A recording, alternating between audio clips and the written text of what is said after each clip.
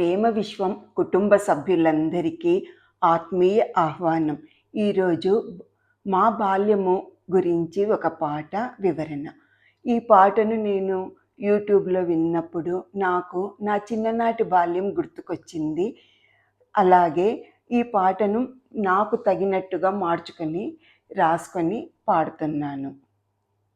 వివరణ కూడా ఇస్తాను. ఉమ్మడి కుటుంబం, పల్లె సీమలో మా తీయని బాల్యం ఒక చక్కని ఆత్మీయానుబంధంతో గడిచింది.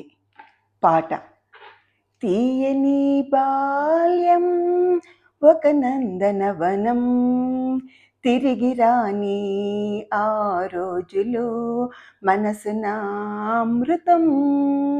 పాత జ్ఞాపకాల పల్లె సీమలో కరిగిపోయే కాలం ఆనంద తీరములో. తీయని బాల్యం ఒక నందనవనం, 5 పైసల ఐసు ముక్కలో స్వర్గం చూసిన రోజులు, 10 పైసల కాసు కోసం మారం చేసిన రోజులు, పాత పుస్తకం చేత పట్టి చదివిన రాత్రులు ఎన్నో, రేడియో పాటల జోలలోన నిద్రపోయిన సాయంకాలాలెన్నో. గోడలు వేరైనా కానీ మనసులు ఒకటైన కాలం, రామనవమి పండుగ వస్తే సీతారాముల కళ్యాణం, ఊరంతా ఒక్కటై కలిసి చేసిన ఆత్మీయానుబంధాల తీరం. తీయని బాల్యం ఒక నందనవనం, ఇంటి ముందరి అరుగుల పైన ఆదరించే మనుషులు, చెప్పులు తెగిపోయిన కాళ్ళతోనే బడికి నడిచిన దారులు, విలాసాలు లేకున్నా గాని విలువలెన్నో నేర్చిన తరము, సౌకర్యాలు లేకపోయిన సంతోషం పంచిన వనం. తోటలో షికారులు, నీటి గచ్చుల స్నానాలు, అష్టాచెమ్మలు, 7 పెంకుల ఆటల్లో గెలుపు ఓటములు మాత్రమే కాదు, స్నేహముండేది గుండెల్లో. తీయని బాల్యము ఒక నందనవనం, శివరాత్రి పండుగకు బ్రహ్మగుండం జాతరనే, నాటి వినోదాల పండుగలే, గంగిరెద్దుల సవ్వడులు, చిలక జోస్యం సందడులు, ఉత్తరమొస్తే పండగ, ఫోటో దిగితే జ్ఞాపకం, అమ్మమ్మ ఇంటికి వెళ్తే ఆనందాల సంబరమే, సినిమా చూస్తే నెల రోజులు ఆ ముచ్చట్లతోనే లోకం, స్క్రీను తోటి పనే లేదు, మనుషులే మాకు వినోదం, కల్మషమే లేని నవ్వులతో సాగింది నాటి ప్రయాణం. తీయని బాల్యము ఒక నందనవనం.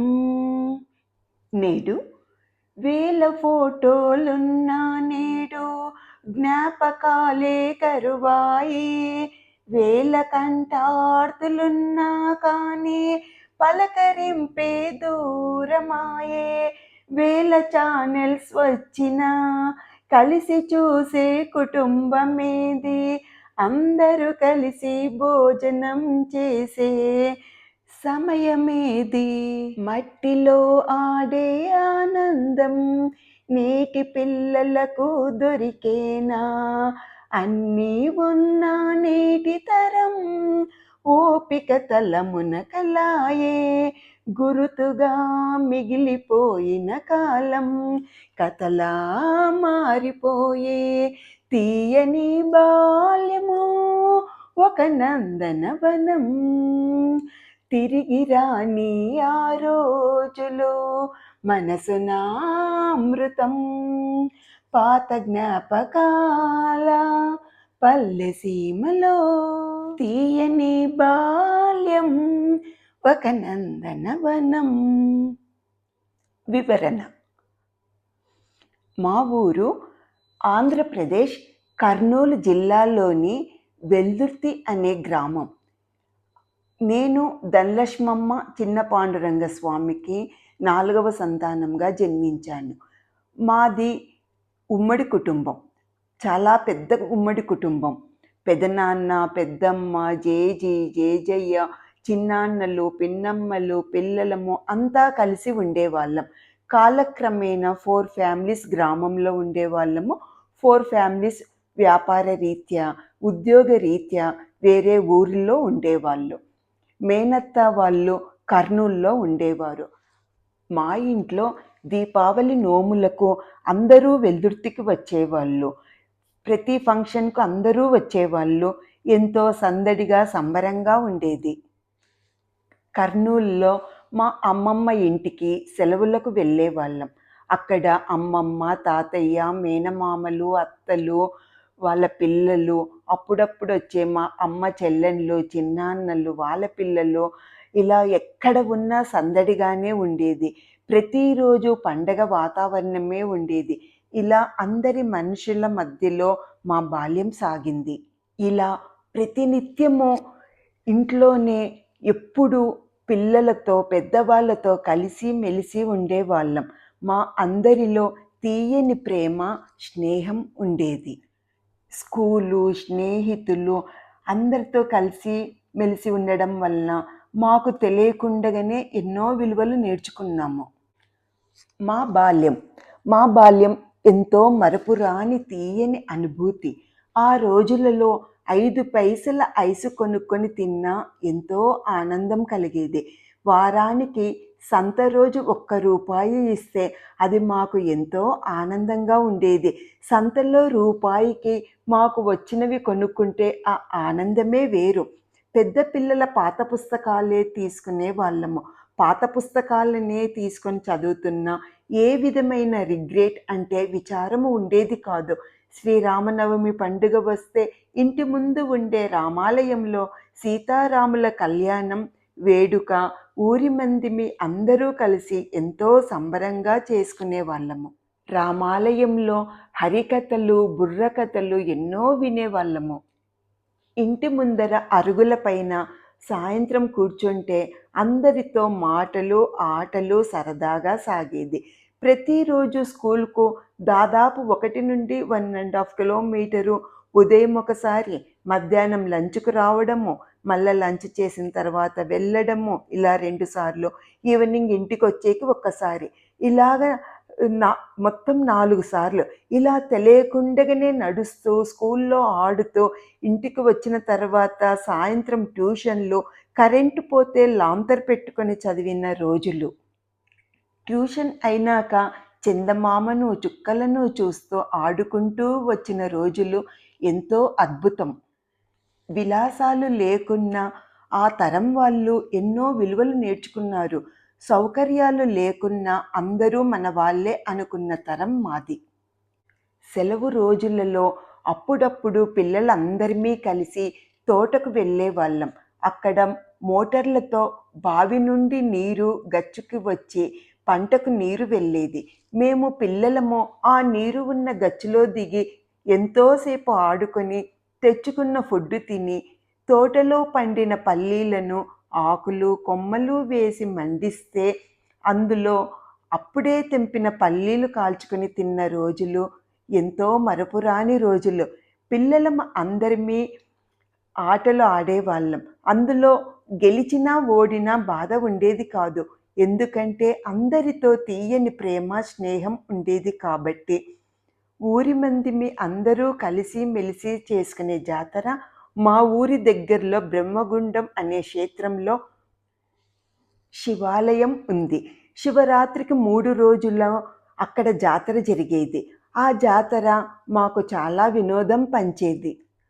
ఆ జాతరకు ఎద్దుల బండిలో వెళ్ళేవాళ్ళం. మా చిన్నతనంలో ఒక ఊరి నుండి మరొక ఊరికి సమాచారం తెలపడానికి ఉత్తరాలు ఉండేవి. అలా ఎన్ని ఉత్తరాలు వచ్చినా, రాసినా చాలా ఆనందం కలిగేది. ఎప్పుడైనా ఒక ఫోటో దిగితే ఎంతో జాగ్రత్తగా ఆ జ్ఞాపకం ఫోటోని దాచుకునే వాళ్ళము. సెలవులకు అమ్మమ్మ ఇంటికి వెళ్ళే వాళ్ళము. టౌన్ కాబట్టి కొత్త కొత్త సినిమాలు వచ్చేవి. మేము చూసిన సినిమాల గురించి ఒక నెల రోజులు ఆ ముచ్చట్లే ఉండేవి. అక్కడ అందరితో కలిసి మెలిసి ఉండడం మాకు ఎంతో నేర్పింది. మా అమ్మ మాకు భారతం, రామాయణ కథలు చెప్పేది. ఇంట్లో ఉన్న పెద్దవాళ్ళు వాళ్ళ అనుభవాల ద్వారా ఎన్నో విలువలు నేర్పేవారు. ఇలా అందరితో కలిసి మెలిసి ఆడుతూ, పాడుతూ, చదువుతూ ఉండటము మాకు చాలా ఆనందాన్ని ఇచ్చేది. అందువలన కల్మషం లేని పిల్లల మనసులో చక్కగా వికసించేవి. అందుకే ఇలాంటి తీయని బాల్యం మాకు మధురాతి మధురంగా మా హృదయంలో ఎప్పటికీ నిలిచి ఉంది. మేము జీవించినంత కాలము మా బాల్యం తీయని జ్ఞాపకంగా మిగిలింది. మీతో పంచుకున్నవి కొన్ని అయితే లెక్కలేనన్ని జ్ఞాపకాలు మా అంతరంగంలో ఎన్నో. ప్రస్తుత కాలంలో నేటి తరం, ఈ కాలంలో వేల ఫోటోలు ఉన్న ఇలా తీయని జ్ఞాపకాలు, ఉమ్మడి కుటుంబాలు కరువైనాయి. వేల మంది ఉన్న కల్మషం లేని ప్రేమ కరువయింది. ఇంట్లో నలుగురు మనుషులున్న అందరూ కలిసి ప్రశాంతంగా కూర్చొని టీవీలో ఒక సినిమా చూడాలన్నా చాలా కష్టము. అందరూ కలిసి భోజనం చేయాలన్నా కుదరని సమయాలు ఎన్నో. అప్పటి తరం మట్టిలో ఆడిన, అందరూ కలిసి భోజనం చేసిన ఆనందాలు ఇప్పటి పిల్లలకు దొరికేనా అని అనిపిస్తుంది. అన్నీ ఉన్న ఓపిక లేని తరం ఇప్పటిది. మాకు గుర్తుగా మిగిలిన మా బాల్యం మీకు కథలా అనిపిస్తుంది, కానీ ఆ రోజులు మళ్ళీ తిరిగి రావు. సందేశం: పెద్దవాళ్ళు గతం గురించి, యువత భవిష్యత్తు గురించి ఆలోచన చేస్తుంటారు. అందుకే వారిలో ఆనందం ఉండదు. అదే పిల్లలు అయితే వర్తమానంలో జీవిస్తారు. అందుకే వాళ్ళు ఆనందంగా ఉంటారు. అందుకే అందమైన పిల్లల బాల్యాన్ని పెద్దవాళ్ళము కల్మషం చెయ్యరాదు. వారు స్వచ్ఛమైన మనసుతో ఆనందంగా జీవించేకి మన వంతు ప్రయత్నం ఖచ్చితంగా చేయాలని కోరుకుంటూ, చిన్ననాటి తీయని జ్ఞాపకాలతో మీ గాయత్రి స్వామి. చూస్తున్న ప్రేమ విశ్వం కుటుంబ సభ్యులందరికీ నా ఆత్మపూర్వక ప్రణామాలు.